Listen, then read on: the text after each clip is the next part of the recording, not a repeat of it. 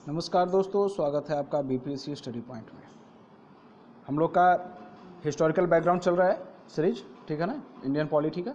उसमें already 3 lecture हमने upload कर दिया है। अगर आप नहीं देखे तो काइंडली जाकर उसे देख लीजिए।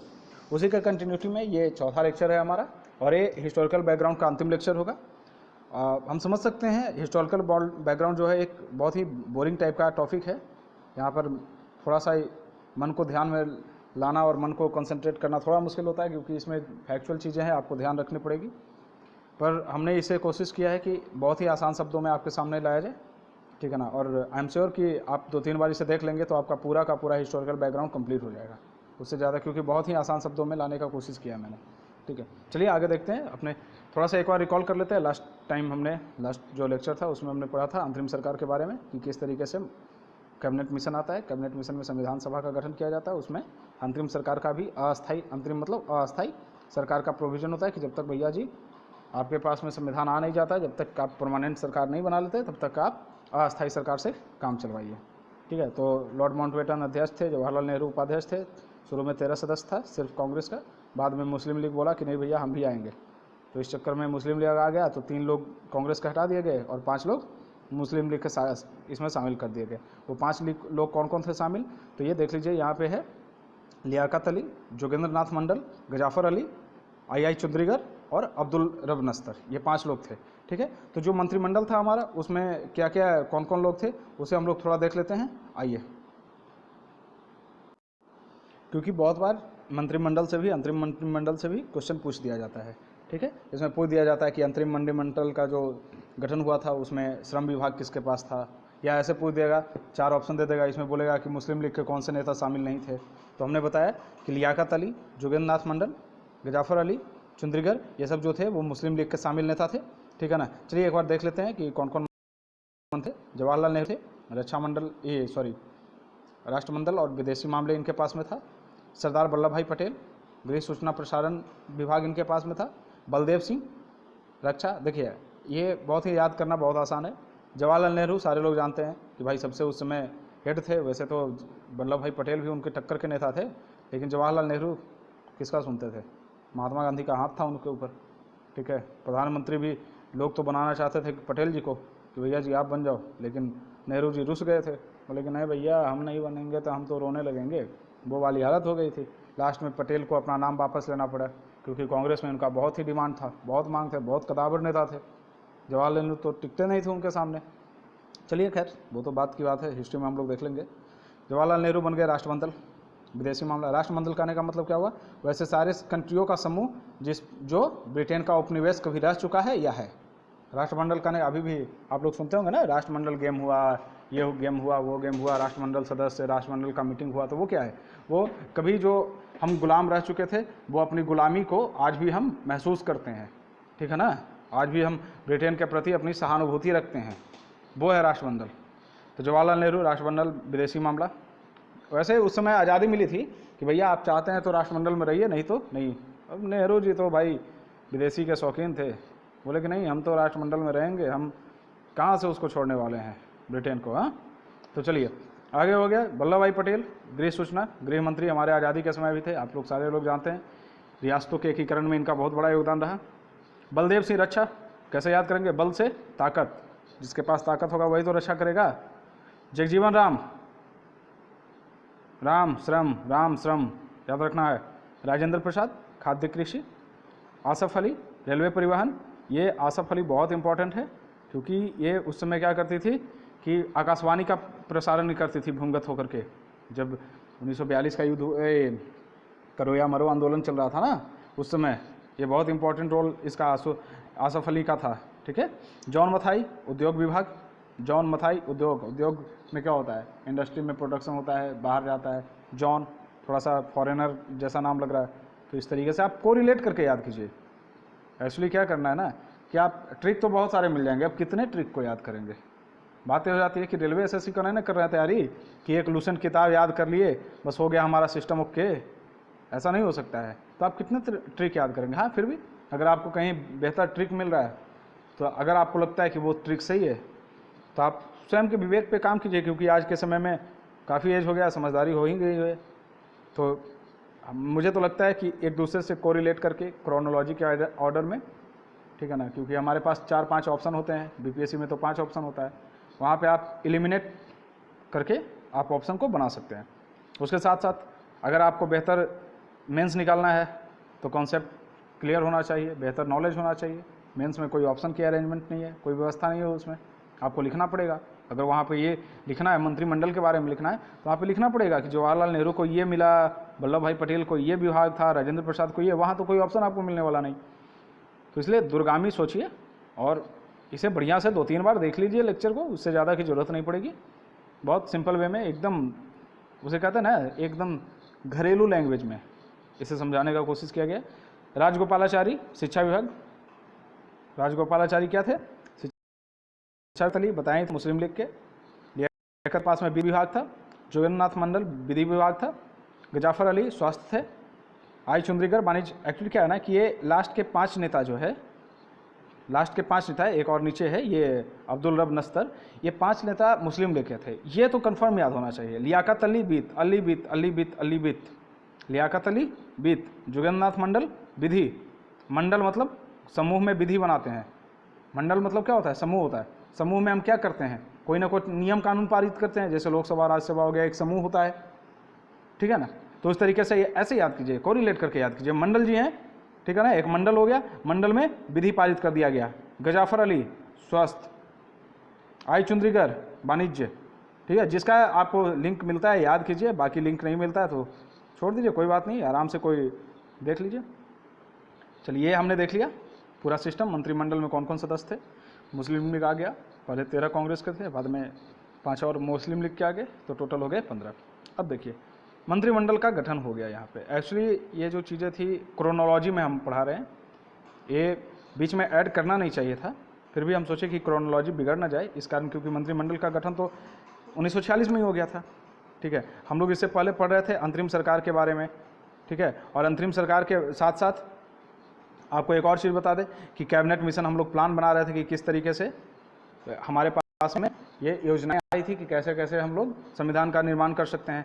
अब उसी ये जो कैबिनेट मिशन आया था, उसी का एक आगे क्रमिक विकास कह सकते हैं, वो था भारतीय स्वतंत्रता आंदोलन, या उससे पहले एक देख लेते हैं माउंटबेटन योजना।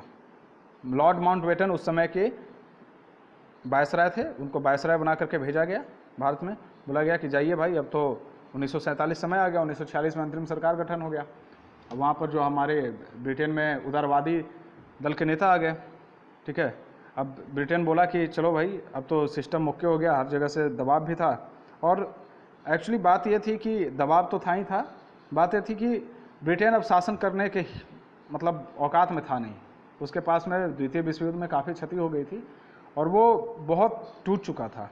अब ऐसे में इंडिया के लोग भी साथ नहीं दे रहे थे, ऐसे में इंडिया कंट्रोल करना उसके लिए मुश्किल हो रहा था। मजबूरी हो गई थी उसे कि भाई अब इसको स्वतंत्र कर दिया जाए।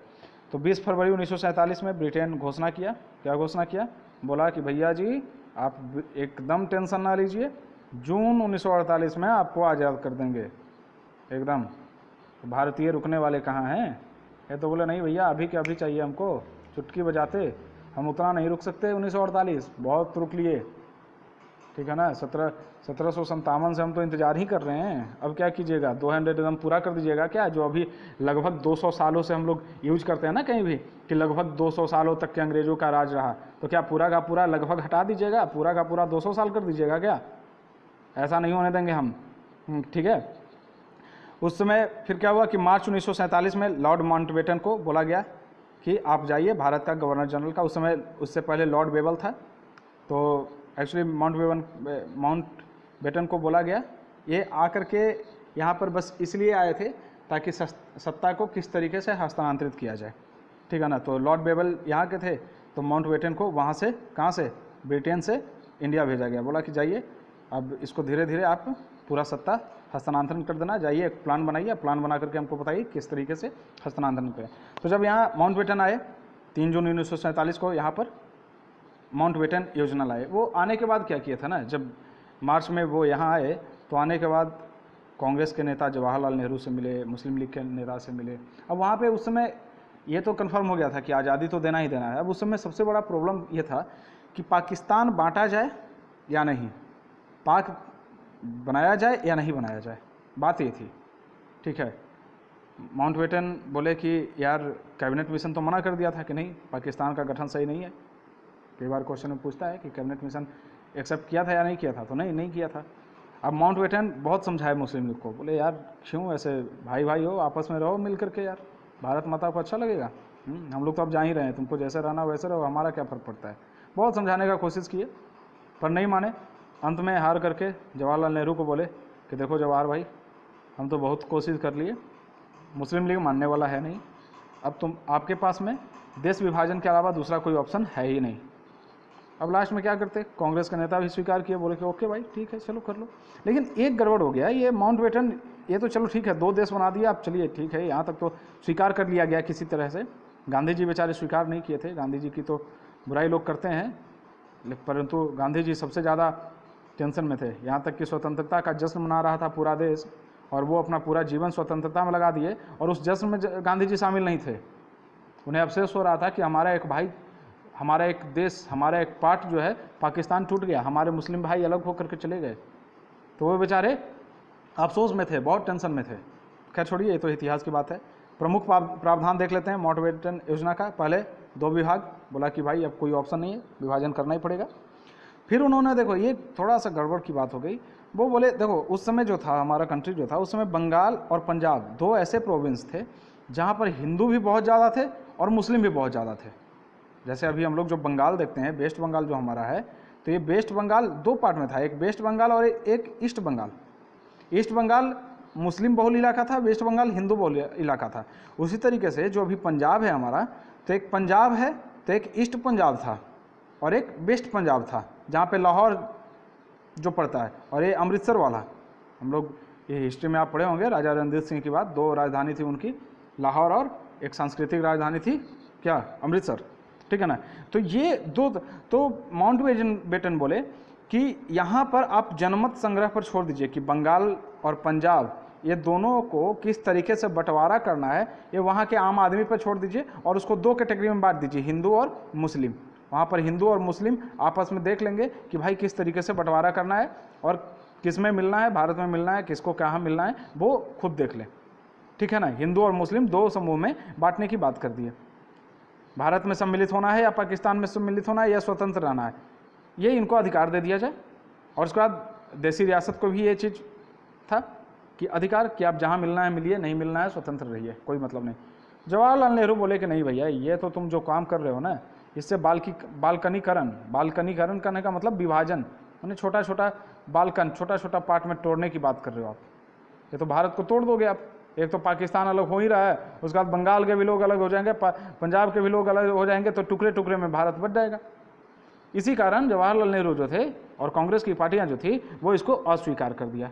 और इसी कारण इस प्लान को बाल्कन प्लान भी कहा जाता है।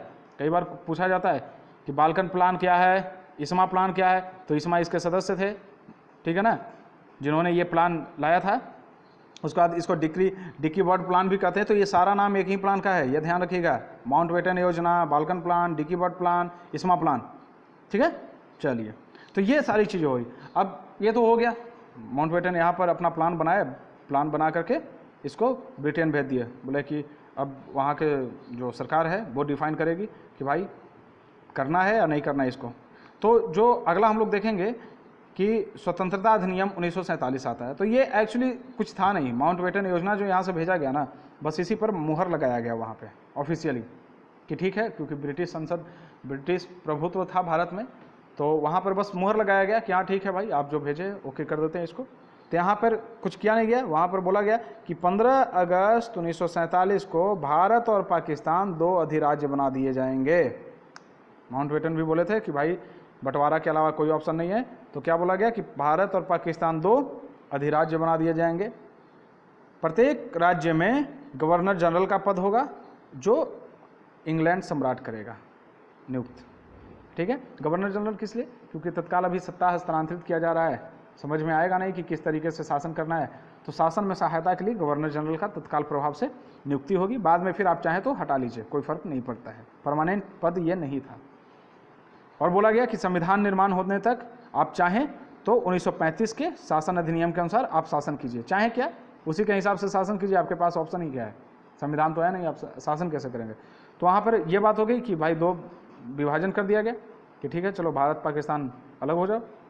1935 के जो अधिनियम था शासन अधिनियम, उसके तहत हम जानते ही थे बहुत बड़ा अधिनियम था, इसके तहत आप शासन चलाओ। भारत सचिव जो पद था उसको समाप्त कर दिया गया। आप कमेंट करके बताइए कि भारत सचिव पद कब आया था। नियंत्रण राष्ट्रमंडल के सचिव की नियुक्ति हो गई इसके बदले, इसके लिए जो राष्ट्रमंडल सचिव जो थे उसी के अधीन कर दिया गया। एक्चुअली नियुक्ति क्या होगी, उसी के अधीन जो है भारत को कर दिया गया, राष्ट्रमंडल सचिव के अंतर्गत कर दिया गया। राष्ट्रमंडल वही ग्रुप था जो ब्रिटेन के औपनिवेश के रूप में कभी रहा था या है, ठीक है। हाँ, एक चीज़ और किया गया इसमें, बोला गया कि देशी रियासत जो है वो या तो पाकिस्तान में मिल सकते हैं या भारत में मिल सकते हैं या स्वतंत्र रह सकते हैं। भाई वो उनको एकदम पूरा फ्री छोड़ दो कि ऐसा नहीं है कि ज़बरदस्ती भारत में मिला दो या ज़बरदस्ती पाकिस्तान में, जहाँ मिलना चाहते हैं मिले, नहीं मिलना चाहते भाई तुम अपना समझो, तुम अपना जो करना है करो। इस तरीके से हमारा देश हो गया क्या, आज़ाद। और हम अभी आज़ादी में सांस ले रहे हैं। हम सारी चीज़ भूल जाते हैं कि किस तरीके से आज़ाद हुए। आज उस आज़ादी को मेंटेन करने के लिए हमारे हजारों लाखों सैनिक जो हैं आज भी रक्षा कर रहे हैं हमारी, और हम भूल जाते हैं।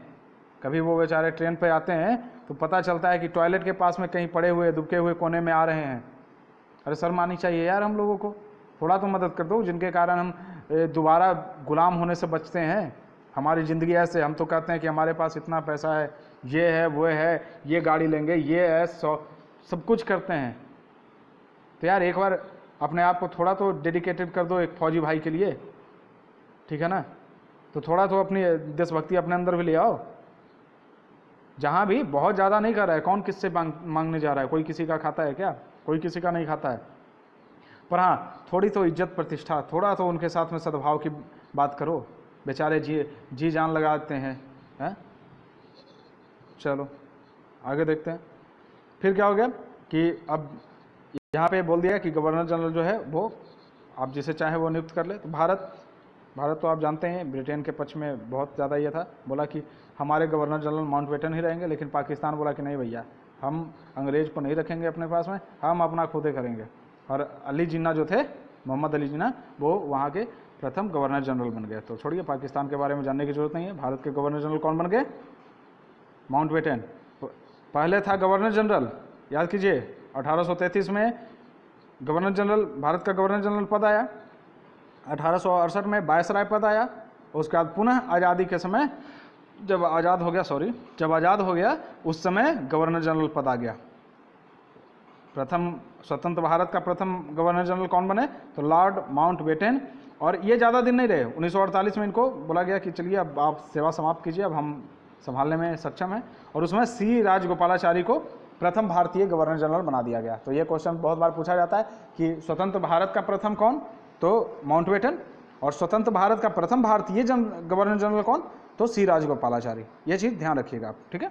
चलिए उसके बाद आगे कि 1946 में बनी संविधान सभा स्वतंत्र भारत का एक संसद के रूप में स्वीकार कर लिया। जो संविधान सभा बनाया गया था उस बोला गया कि भाई ये संसद हो गई, अब यही नियम कानून बनाएगी और जो नियम कानून बन जाएगा वो मान्य होगा भारत में, ठीक है ना।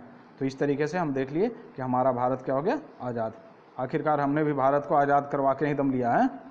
1773 से स्टार्ट हुए, सबसे पहले हम लोग गुलाम हुए, गुलाम होने के बाद धीरे धीरे इसको क्या किए, आज़ाद कर दिए। संविधान बनाते बनाते इसको 2 दिन में हमने तो आज़ाद कर दिया। हाँ, तो इस चलते चलिए इस आज़ादी को आप यूँ ही बेकार न जाने दीजिए, थोड़ा बहुत आप भी काम कर लीजिए, भारत का नाम रोशन कर दीजिए, ठीक है। चलिए अब आगे देखते हैं। अब एक तो मंत्रिमंडल का गठन हुआ था, कब, जब अंतरिम सरकार की गठन हुई थी। अब एक मंत्रिमंडल, अब यहाँ पे पहले अंतरिम सरकार में तो मुस्लिम लीग भी शामिल था। अब यहाँ पर भारत स्वतंत्र हो गया, मुस्लिम लीग अलग हो गई, पाकिस्तान का अलग सरकार बन गया, पाकिस्तान देश अलग बन गया। अब यहाँ पे एक मंत्रिमंडल आया, बढ़िया से स्वतंत्र भारत हो गए। अब प्रथम मंत्रिमंडल बनाया गया, ठीक है, 1947 में। उस प्रथम मंत्रिमंडल में कौन थे, कई बार यह भी पूछ दिया जाता है कि स्वतंत्र भारत के प्रथम मंत्रिमंडल में बोल देगा कि रेलवे किसके पास में था, उसके बाद बोल देगा श्रम मंत्रालय किसके पास में था। इस तरीके से अलग अलग क्वेश्चन पूछ देगा। तो चलिए, सरदार वल्लभ भाई पटेल वही गृह सूचना प्रसारण, राजेंद्र प्रसाद खाद्य कृषि सेम, मौलाना अबुल कलाम आज़ाद शिक्षा। पिछले बार हम लोग क्या देखे थे? पिछले बार शिक्षा में कौन था? याद कीजिए, श्री राजगोपालाचारी। और इस बार कौन बन गए? अबुल कलाम आज़ाद। ऐसे कोरिलेट करिए। आप एक काम कीजिए कि दोनों को एक साथ रखिएगा, लिख लीजिए, कॉपी कलम रखिए, स्वतंत्र भारत का भी लिख लीजिए और अंतरिम सरकार का भी लिख लीजिए, और दोनों का कंपैरेटिव अध्ययन कीजिए। John Mathai, railway. पिछले बार रेलवे कौन था? अरुणा आसफ अली थी। कौन थे? अरुणा आसफ अली। और जॉन मथाई क्या थे? उद्योग। याद कीजिए, ठीक है। तो ये रेलवे मिल गया इनको। जगजीवन राम, श्रम मंत्रालय, पहले पिछले बार भी थे श्रम। बलदेव सिंह, रक्षा मंत्रालय, पिछले बार भी थे। विधि मंत्रालय कौन था? विधि किसके पास में था? विधि किसके पास? मंडल थे ना, मुस्लिम लीग के सदस्य। अब विधि मंत्रालय किसके पास आ गया? भीमराव अंबेडकर का। और संविधान निर्माता भी बोले जाते हैं भीमराव अंबेडकर, याद रखिएगा। राजकुमारी अमृता कौर के पास में क्या गया? स्वास्थ्य। अमृत से ऐसे याद कीजिए ना, अमृत। अमृत किस लिए हम लोग यूज करते हैं? ताकि रोग बीमारी ठीक हो जाए, हम लोग जिंदा हो जाएं, ज़्यादा दिन तक जीवित रहें, मरे ही ना कभी। तो अमृत कौर क्या हो गई? स्वास्थ्य विभाग आ गया इनके पास में। BN गाडगिल, खनन ऊर्जा मंत्रालय। श्यामा प्रसाद मुखर्जी, उद्योग आपूर्ति। पिछले वाले में उद्योग आपूर्ति किसके पास था? तो जॉन मथाई के पास में था, याद रखिएगा। रफ़ीक इदवई, संचार। ठीक है, तो इस तरीके से हम लोग देख लिए। RK शेट्टी, वित्त। ये मुख्य मंत्रिमंडल है। कुछ और भी पॉइंट है, आप उसको किताब में पढ़िएगा तो देख लीजिएगा। ये तो बस आपके 2-4 बार रिवीजन कीजिए। सरदार वल्लभ भाई पटेल, गृह सूचना, राजेंद्र प्रसाद खाद्य कृषि, मौलाना अबुल कलाम आज़ाद शिक्षा, जॉन मथाई रेलवे, जगजीवन राम श्रम, बलदेव सिंह रक्षा, अंबेडकर विधि, राजकुमारी अमृत कौर स्वास्थ्य, BN गाडगिल खनन ऊर्जा, श्यामा प्रसाद उद्योग, रफ़ीक इदवई संचार। तो इस तरीके से ये हमारा हो गया सिस्टम। ओके, ठीक है ना। तो हमने ये ऐतिहासिक बैकग्राउंड पूरा का पूरा कंप्लीट कर लिया। अब हम लोग नेक्स्ट लेक्चर में देखेंगे संविधान का निर्माण कैसे होता है। कैसे होता है कहने का मतलब संविधान सभा के बारे में पढ़ेंगे, प्रारूप समिति के बारे में पढ़ेंगे, उद्देश्य प्रस्ताव के बारे में पढ़ेंगे। इन सारी चीज़ों पर चर्चा करेंगे, किस तरीके से पूरे संविधान सभा की बैठक हुई, कहाँ से कौन सा चीज़ लिया गया, कहाँ से विषय लिया गया, और भारत को एक इतना बड़ा जो सबसे बड़ा लिखित संविधान था, ये पूरे चीज़ को किस तरीके से दिया गया। देखिए दोस्तों, अभी तक जो हम लोगों ने पढ़ाई की, जो हम अभी तक हमने